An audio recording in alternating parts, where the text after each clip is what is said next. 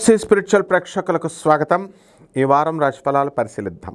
ఓం హ్రీంకారాసన గర్భితానలసికాం సౌహక్లీం కళాం బిభ్రతీం సౌవర్ణాంబరధారిణీం వరసుదా ధౌతాం త్రినేత్రోజ్వలాం వందే పుస్తకపాశమంకుశధరాం స్రగ్భూషితాముజ్వలాం త్వాం గౌరీం త్రిపురాం పరాత్ప్రకళాం శ్రీచక్ర సంచారిణీం. ఓం శ్రీ బెజవాడ కనకదుర్గాదేవ్యై నమః.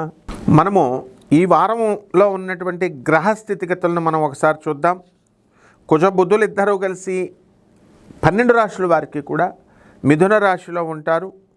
గురు రవులు కర్కాటక రాశిలో, కేతువు సింహరాశి, శుక్రుడు కన్యారాశి, అదేవిధంగా శని వక్రించి మనకి మీనరాశిలో, రాహువు కుంభరాశిలో ఉండడం జరుగుతుంది.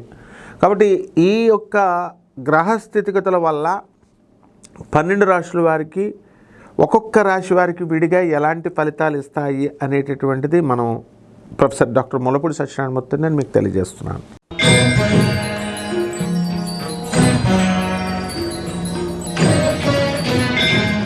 కన్యారాశి, ఈ రాశి వారికి అందరికీ కూడా మనకి ఎలా ఉంటుంది? భార్యాభర్తల మధ్య కోట్లాట్లు ఆపేశారు, కలిసిపోయారు. భార్యగా తెలియకుండా భార్య ఆస్తిని అమ్మేశాడు భర్త. తన తల్లిదండ్రులకి ఇచ్చేశాడు, కొంత జలసాలు చేశాడు చుట్టాలతో, మిగతా కొంత భార్య అడిగేసరికి తెచ్చిస్తారు. ఇలాంటి పరిస్థితుల్లో ఉన్నటువంటి భార్యాభర్తలు కూడా కలిసిపోవడం అనేటటువంటివి జరిగినాయి. ఈ వారం కూడా భార్యాభర్తలంతా విదేశాలకు వెళ్ళడము, విదేశాల్లో చక్కగా వేసాలు ఇవన్నీ కూడా పాస్ అవ్వడము, రావడము ఇవన్నీ కూడా జరుగుతాయి. అలాగే సప్తమ స్థితిగతుడైనటువంటి శనిగ్రహ ప్రభావం వలన మీకు అంతా నీరసంగా ఉండడము, ఏదో అసహనంగా ఉండడము ఇలా ఉంటాయి. కానీ పనులన్నీ కూడా చకాచకా సకాలంలో పూర్తి చేస్తారు. రాహు కుంభరాశిలో ఉండి మీకు శత్రువులపై ఆధిపత్యాన్ని కలగజేస్తాడు. రోగ బాధలు, రుణ బాధలు ఇవన్నీ కూడా తొలగిపోవడం అనేటటువంటిది జరుగుతుంది బాగా. అదేవిధంగా ఈ యొక్క రాశివారి వ్యవసాయంలో ఉన్నటువంటి వాళ్ళు, రైతులు బ్రహ్మాండంగా సంపాదించడం అనేటటువంటిది చేస్తారు. మీరు చేసినటువంటి అప్పులన్నీ కూడా తీర్చేయడం జరుగుతుంది. అయితే మీకు అందరికీ కూడా కొన్ని పిప్పళ్ళు నొప్పులు వస్తాయి, పళ్ళు పీకించాల్సినటువంటి పరిస్థితి వస్తుంది.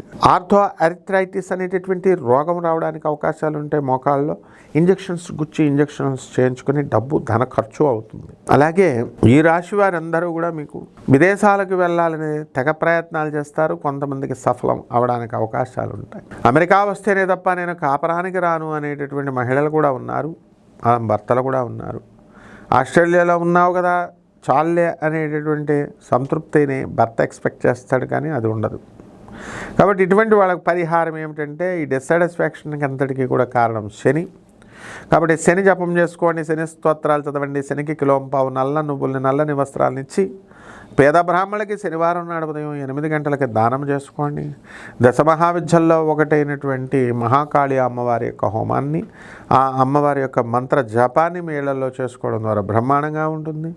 రావి చెట్టును కానీ జమ్మి చెట్టును కానీ మీ ఇంట్లో వేసుకొని పెంచాలి. తులసి చెట్టుకు ప్రార్థన చేసినట్టుగా, పూజలు చేసినట్టుగా చేయాలి. ఆ చెట్ల చుట్టూ ప్రదక్షిణ చేసుకోవాలి. శుభమస్తు.